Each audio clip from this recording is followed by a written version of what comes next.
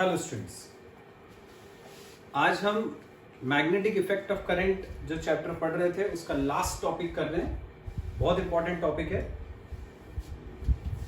Topic का नाम है एम्पियर्स सर्किटल लॉ। बहुत इंपॉर्टेंट लॉ है, प्रूफ करने को भी आता है एग्जाम में और इसके यूजेस भी आते हैं। लॉ का स्टेटमेंट मैं बोल रहा हूं, स्टेटमेंट लिखेंगे। According to this law line integral of magnetic field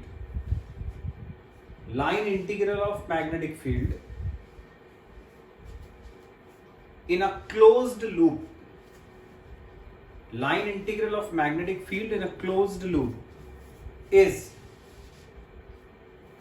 mu naught times, mu naught जानते हो ना, mu और नीचे की तरफ 0 is mu naught times the current, mu naught times the current enclosed by the loop, mu naught times the current enclosed by the loop। तो ये तो लॉ हो गया, मतलब समझते हैं इसका और फिर इसको प्रूव भी करेंगे। सपोज जैसे ये एक वायर है, इसमें करंट आई फ्लो करता है, इसके आसपास ये क्लोज्ड लूप है। लूप क्लोज्ड होना चाहिए, लॉ में ही लिखा हुआ है। इस वायर की वजह से इसके आसपास मैग्नेटिक फील्ड बनेगी। यहां पर मैग्नेटिक फील्ड बी अपन ने मान ली। ये लूप कैसा है? वायर यूं है, लूप उसको घेरे हुए है, ऐसा घेरे हुए। यहां पर जहां मैंने मैग्नेटिक फील्ड बनाई है वहां पर अपन ने एक लूप का छोटा सा एलिमेंट मान लिया। इस एलिमेंट की लेंथ है dl। अब अपन ने जो लूप का स्टेटमेंट है उसमें क्या लिखा है? Line integral of magnetic field. Line integral का मतलब क्या होता है वो देखें। Line integral of magnetic field का मतलब integration of B dot dl। इसको हम बोलते हैं line integral of magnetic field. क्योंकि एम्पियर सर्किटल लॉ में क्लोज्ड लूप लेना जरूरी होता है, इसलिए अपन इंटीग्रेशन में यहां सर्कल लगाते हैं जो इंडिकेट करता है कि ये जो लूप है ये क्लोज्ड लूप होना चाहिए। तो अब लॉ के according line integral of magnetic field आ गया। किसके बराबर होता है ये? तो लॉ में अपन ने क्या लिखा? Mu naught times the current enclosed by the loop. तो ये होता है म्यू नॉट इनटू करंट, वो करंट जो ये लूप अपने अंदर बंद कर रहा है। तो जो करंट है वो आई फ्लो कर रहा था, जो लूप अपने अंदर बंद कर रहा था। ठीक है, करंट आई ऐसे जा रहा था, लूप उसको ऐसे एनक्लोज कर रहा था। तो म्यू नॉट इंटू आई, ये कहलाता है एम्पियर सर्किटल लॉ। यदि एक ही लूप है तो म्यू नॉट आई होता है, और यदि मान लो एक से ज्यादा लूप्स हैं तो फिर अपन उसको लिखते हैं integration of B dot dl equal to mu naught I एक लूप के लिए, ज्यादा लूप्स हैं तो इनटू नंबर ऑफ टर्न्स। ये कहलाता है Ampere circuital law. Integration of B dot dl equal to mu naught I. अब इसी लॉ को अपन प्रूफ करेंगे। प्रूफ देखते हैं इसका। यही फिगर को यूज करेंगे अपन प्रूफ करने के लिए। हमें पता है कि जब किसी स्ट्रेट वायर में करंट फ्लो करता है उसके आसपास मैग्नेटिक फील्ड बनती है, जिसका डायरेक्शन हम पता करते हैं राइट हैंड थंब रूल से। ये करंट ऊपर की तरफ जा रहा है, ये अंगूठा करंट का डायरेक्शन बता रहा है। मैग्नेटिक लाइंस ऑफ फोर्स यहां से स्टार्ट होकर यूं जाती हैं, ऐसे यूं घूम रही है मैग्नेटिक लाइंस ऑफ फोर्स। ये जो लूप है वो कैसा था? मैंने बताया था लूप इसको घेरे हुए है यूं, और मैग्नेटिक लाइंस ऑफ फोर्स वो भी तो इसको घेर रही है। इसका मतलब दोनों साथ साथ चल रहे हैं। मैग्नेटिक लाइंस ऑफ फोर्स भी ऐसी जा रही हैं और लूप भी ऐसे जा रहे हैं, दोनों एक ही डायरेक्शन में है। इसका मतलब यह हुआ कि दोनों के बीच में कोई एंगल नहीं बन रहा, तो हम यहां से स्टार्ट करेंगे, ये अपन को लेके आना है। हमने यहां से स्टार्ट करा, integration B dot D L equal to, अब तुम जानते हो A dot B, A dot B vector में पढ़ा हुआ है पिछले साल। ए डॉट बी होता है A B cos theta, scalar product of two vectors. तो बी डॉट डीएल हो जाएगा B DL cos theta, theta मतलब दोनों के बीच का एंगल। पर मैंने अभी बताया कि बी भी ऐसे ही जा रहा है, लूप का डायरेक्शन ऐसा वायर को घेरे हुए, और जो अपना करंट, ये लूप जो है वो ऐसा इसको घेर रहा है वायर को, और जो मैग्नेटिक फील्ड है वो भी उसको ऐसे घेर रही है, दोनों के बीच में कोई एंगल नहीं बन रहा। तो थीटा 0 कॉस 0, कॉस 0 की वैल्यू 1 होती है। ये हो गया इंटीग्रेशन बी डीएल, कॉस 0 1 हो गया। बी क्या है? मैग्नेटिक फील्ड, वो मैग्नेटिक फील्ड जो इस स्ट्रेट वायर की वजह से यहां पर बनी। मान लिया अपन ने कि ये जो लूप है उसका रेडियस r है, इसका मतलब ये हुआ कि ये जो मैग्नेटिक फील्ड है वो इस वायर से r डिस्टेंस पर बन रही है। अपन ने पढ़ा था किसी स्ट्रेट वायर से d डिस्टेंस पे जो मैग्नेटिक फील्ड बनती है उसका फॉर्मूला होता है mu naught upon 4 pi 2i bye D. ये होती है magnetic field at A distance d from a straight wire. यहां पर वो जो डिस्टेंस d है उसकी जगह पर डिस्टेंस r है, मतलब यहां पर जो अपन b का फॉर्मूला यूज करेंगे उसमें 2i बाय डी की जगह 2i बाय r रख देंगे। तो अब रखते हैं यहां पे अपन इंटीग्रेशन ऐसे ही रहा, b की वैल्यू रखी mu naught upon 4 pi 2i by r, ये b की वैल्यू। dl वैसे का ऐसे ही,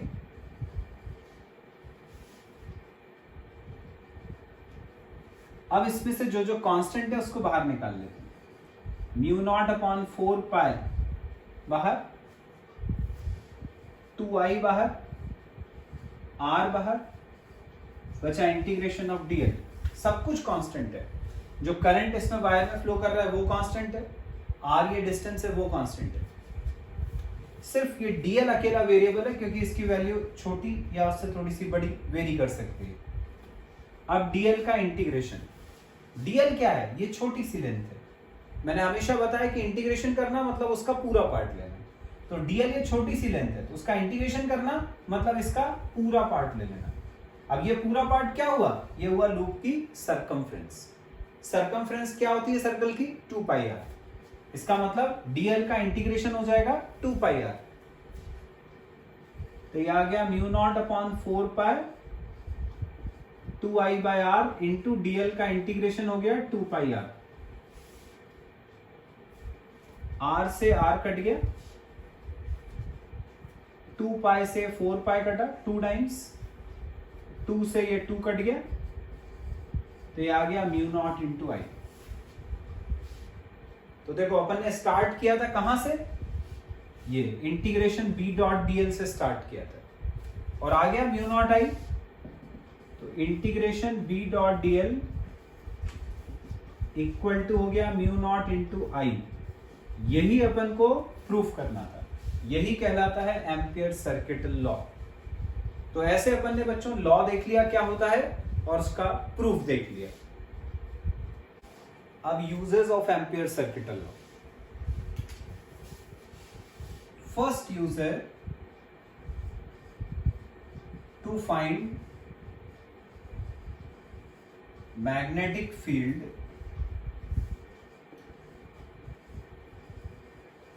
ड्यू टू स्ट्रेट वायर।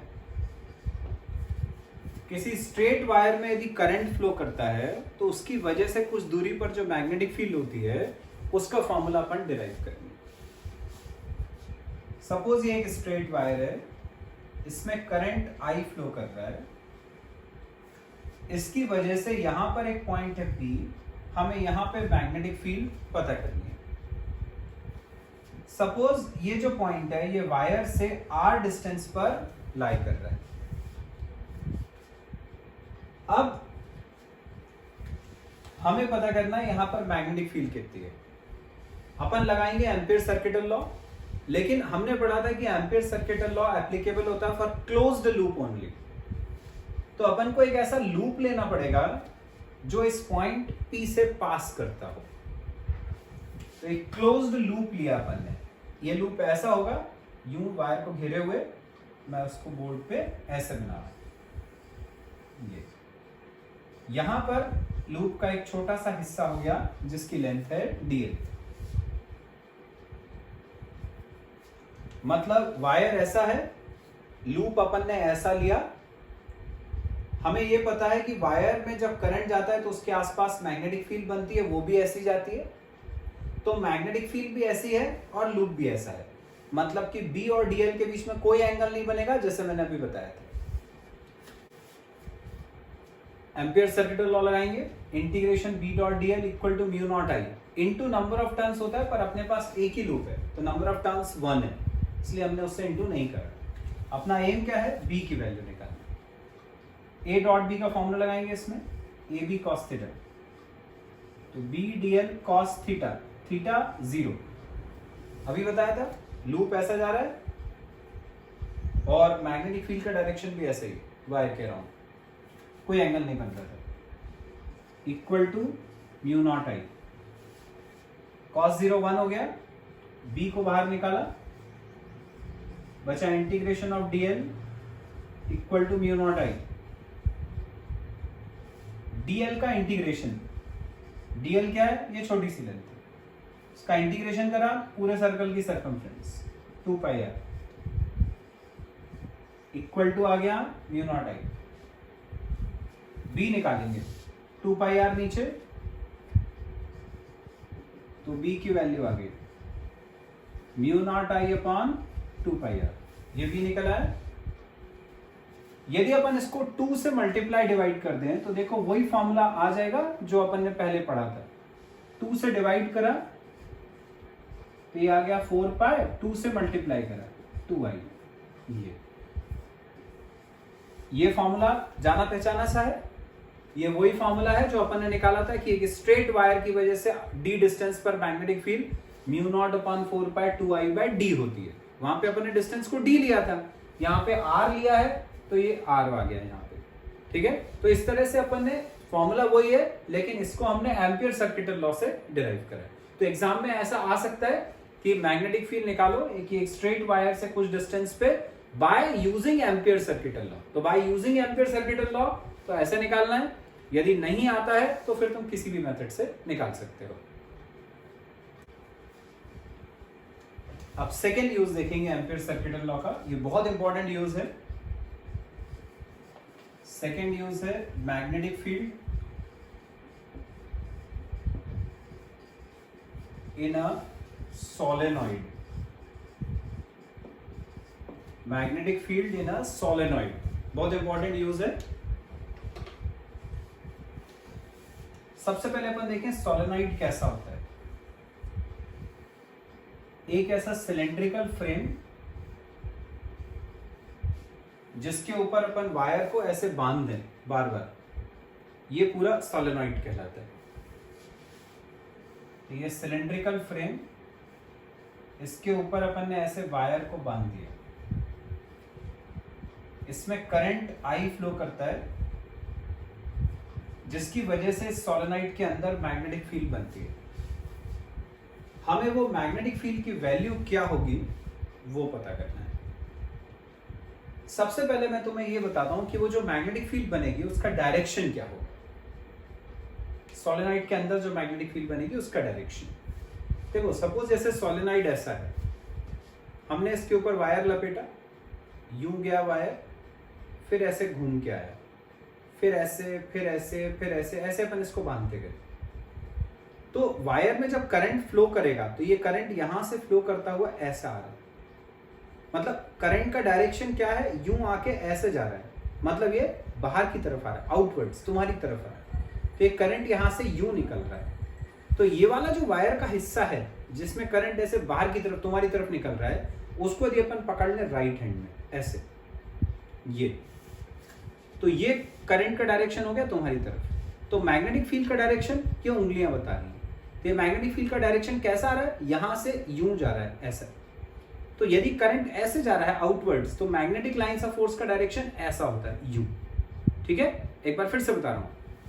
ये सोलेनोइड था, वायर को अपन ने ऐसे बांधा, वायर को ऐसे बांधा हुआ है यूं, तो ये वाला जो पोर्शन है वायर का, ये ऐसे यूं निकल रहा है आउटवर्ड्स तुम्हारी तरफ। इसी में करंट ऐसा फ्लो करेगा, तो करंट का डायरेक्शन भी ऐसे ही हो गया बाहर की तरफ। तो ये करंट ऐसे अंगूठे के डायरेक्शन में यूं जा रहा है, ये उंगलियां बताती है मैग्नेटिक फील्ड का डायरेक्शन, तो उंगलियां ऐसा डायरेक्शन इंडिकेट कर रही हैं यूं।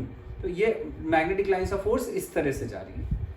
तो इसका मतलब ये हुआ कि यदि करंट ऐसे आया यूं आउटवर्ड जैसे तुम्हारी तरफ, तो मैग्नेटिक फील्ड का डायरेक्शन मैंने क्या बताया, यूं से घूम के ऐसे जा रही है ये। तो ये मैग्नेटिक फील्ड का डायरेक्शन हो जाता है ऐसा। ये मैग्नेटिक लाइंस ऑफ फोर्स का डायरेक्शन हो गया।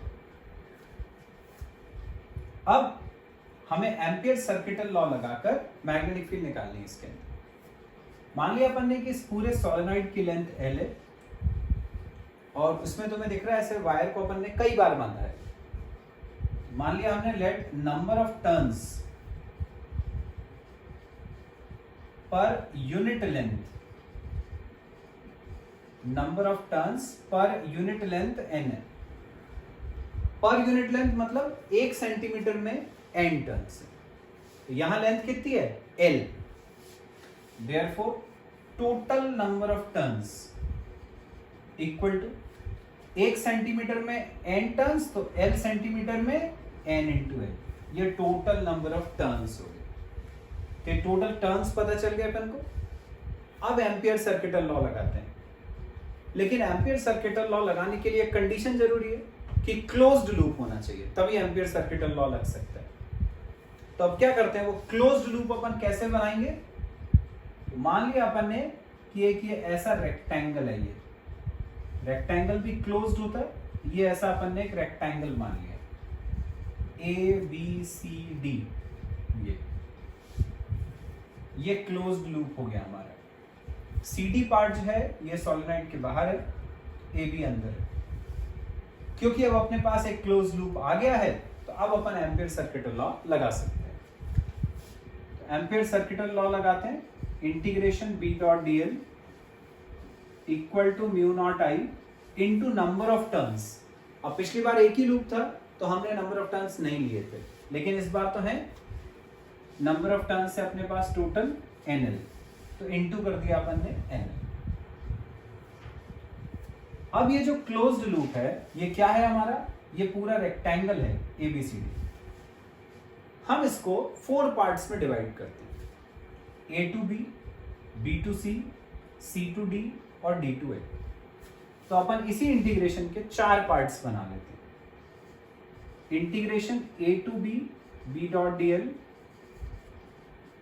Plus integration B to C, B dot dl plus integration C to D, B dot dl plus integration D to A, B dot dl। ये 4 पार्ट्स कर लिए।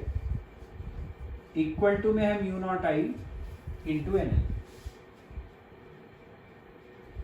इन इंटीग्रेशंस में मैंने ये circle नहीं लगाया। क्यों नहीं लगाया, क्योंकि जब तुम A से B पार्ट देखोगे तो A to B ये ओपन है। क्लोज का मतलब होता है जहां से स्टार्ट हो वहीं खत्म। A to B ओपन है, इसलिए उसमें सर्कल नहीं लगाया। B to C ओपन है। ऐसी चारों पार्ट्स अलग अलग अपने अपने इंडिपेंडेंटली ओपन है। DL का मतलब जैसे A to B है, तो DL मतलब A से B के बीच में एक छोटी सी लेंथ, जैसे ये छोटी सी लेंथ होगी DL, A से B के बीच में। B to C के बीच में DL यहां कहीं आ जाएगा, C to D में यहां आ जाएगा, A to D में यहां आ जाएगा। अब तुम्हें पता है कि दो वेक्टर्स यदि परपेंडिकुलर होते हैं, if A is perpendicular to B, पिछले साल पढ़ा है, then A dot B equal to 0 होता है। जब दो वेक्टर्स परपेंडिकुलर होते हैं तो उनका डॉट प्रोडक्ट 0 होता है। BC और AD के केस में तुम देखो, मैंने मैग्नेटिक फील्ड का डायरेक्शन बताया, सोलेनोइड में ऐसा रहता है, यूं होता है मैग्नेटिक फील्ड का डायरेक्शन, ऐसे जा रही है। यदि तुमने BC का एक छोटा सा पार्ट लिया जिसकी लेंथ है DL, तो देखो डीएल ऐसे है, मैग्नेटिक फील्ड ऐसे है दोनों परपेंडिकुलर। परपेंडिकुलर के लिए डॉट प्रोडक्ट जीरो, मतलब ये जो बीसी वाला पार्ट है ये जीरो हो जाएगा। एडी में भी देखो वही कंडीशन है, ये डीएल है और मैग्नेटिक फील्ड ऐसे, फिर परपेंडिकुलर, फिर जीरो, ये वाला पार्ट जीरो, दो जीरो हो गए। सीडी देखो, सीडी कहां लाई कर रहा है, सीडी है सोलेनॉइड के बाहर। सोलेनॉइड में जब करंट फ्लो करता है तो मैग्नेटिक फील्ड उसके अंदर बनती है, उसके बाहर नहीं बनती। इसका मतलब सीडी के अंदर मैग्नेटिक फील्ड नहीं बन रही है, तो सीडी में B part zero, magnetic field zero, तो ये जीरो। मतलब कि ये जो तीन है, ये और ये तीन इंटीग्रेशंस तो जीरो हो गए। तो बचा क्या, सिर्फ फर्स्ट वाला, सिर्फ इसको सॉल्व करना है। तो सिर्फ फर्स्ट वाले को सॉल्व करेंगे, A dot B, A B cos theta. A to B वाले को सॉल्व करा, B D L cos theta. Theta सोचना है कितना है, ए से बी के बीच में जो छोटी सी लेंथ है डीएल वो ये है, मैग्नेटिक फील्ड भी ऐसी जा रही थी, तो मैग्नेटिक फील्ड का डायरेक्शन और डीएल का direction same, theta zero cos zero equal to, यहां पर है mu naught I into n l. Cos zero one हो गया, बी को बाहर निकाला, बचेगा क्या, इंटीग्रेशन ऑफ डीएल। डीएल का इंटीग्रेशन, डीएल क्या है, ये छोटी सी लेंथ है, उसका इंटीग्रेशन ये पूरा टोटल लेंथ एल, डीएल का इंटीग्रेशन हो गया एल इक्वल टू है mu naught I into n L. L से एल कट गया, आ गई बी की वैल्यू म्यू नॉट एन आई, ये हो गई मैग्नेटिक फील्ड। तो ये होती है मैग्नेटिक फील्ड जो किसी सोलेनॉइड के अंदर बनती है, magnetic field inside a solenoid. तो ये बहुत इंपॉर्टेंट डेरिवेशन था, ये अपन ने एम्पियर सर्किटल लॉ की मदद से निकाल लिया। अब लास्ट यूज है इसका, magnetic field due to a toroid. Magnetic field due to a toroid, अभी अपन ने सोलेनॉइड देखा था। सबसे पहले हम देखते हैं टोरॉइड कैसा होता है। टोरॉइड मतलब ऐसा सर्कुलर फ्रेम होता है, सोलेनॉइड में सिलेंड्रिकल फ्रेम था। इसके ऊपर अपन एक वायर को बांध देते हैं ऐसे, ऐसा टोरॉइड कहलाता है। इस वायर में करंट फ्लो करेगा, उसकी वजह से यहां अंदर मैग्नेटिक फील्ड बनती है। हमें वो मैग्नेटिक फील्ड पता करनी है। मान लिया अपन ये जो सर्कुलर फ्रेम है जिसके ऊपर वायर बंधा हुआ है, उसका रेडियस r है। अब लगाया अपन ने ampere circuital law, integration B dot D L equal to होता है mu naught I into number of turns. इस बार नंबर ऑफ टर्न्स फिर रहेंगे, जैसे सोलेनॉइड में थे वैसे इसमें भी हैं बहुत सारे टर्न्स। फिर अपन ने सपोज कर लिया, let number of turns per unit length equal to n। मान लिया अपन ने कि 1 सेंटीमीटर में n टर्न्स है। अब तुम्हें दिख रहा है कि ये जो पूरा सर्कुलर फ्रेम है, इसकी टोटल लेंथ कितनी होगी, इसकी टोटल लेंथ मतलब उसकी सर्कमफ्रेंस। तो total length equal to circumference equal to 2 pi R. इस पूरे सर्कुलर फ्रेम की लेंथ मतलब उसकी सर्कमफ्रेंस।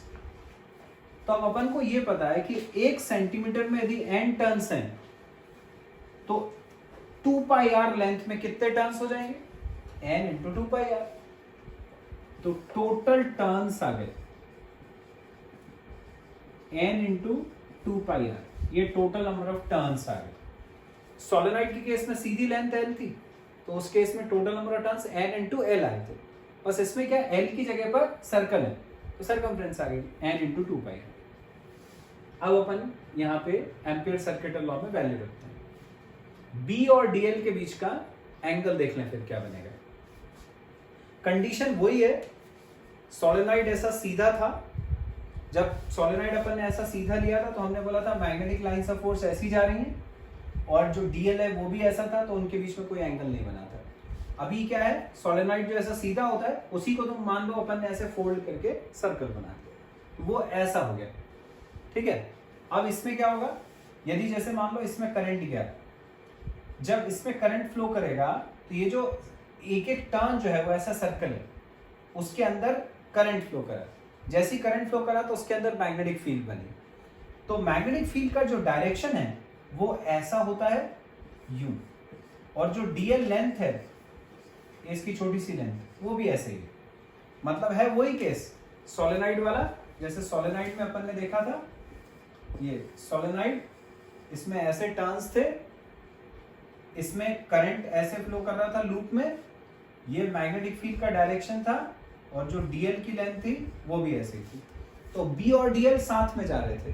बस वैसे यदि तुमने इसको ऐसे सर्कल में बना दिया तो बी ऐसे जाएगा और डीएल भी ऐसे जाएगा, तो दोनों सेम डायरेक्शन में जाते हैं, मतलब बी और डीएल के बीच में इस केस में भी कोई एंगल नहीं बनेगा। तब अपन वही फॉर्मूला लगाते हैं, integration B dot dl, A dot B का formula A B cos theta, B DL cos theta, फिर वही 0 इक्वल टू म्यू नॉट आई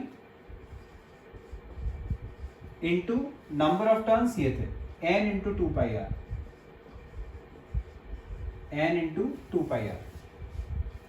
इसकी वैल्यू निकालते हैं, b कांस्टेंट है वो बाहर, dl का इंटीग्रेशन, अब dl क्या है, dl है इसका एक छोटा सा पार्ट, उसका इंटीग्रेशन मतलब ये पूरे सर्कल की सरकमफ्रेंस, सर्कल की सरकमफ्रेंस मतलब 2 पाई आर, तो b into 2 pi R equal to mu naught I into N into 2 pi R. बिल्कुल सोलेनॉइड जैसा ही है, बस उसमें अपन L लेते थे, उसकी जगह पर यहाँ पे 2 पाई आर ले रहे हैं।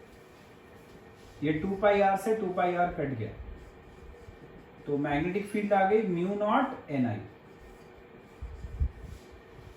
देखो रिजल्ट भी वही आया जो सोलेनॉइड वाला था।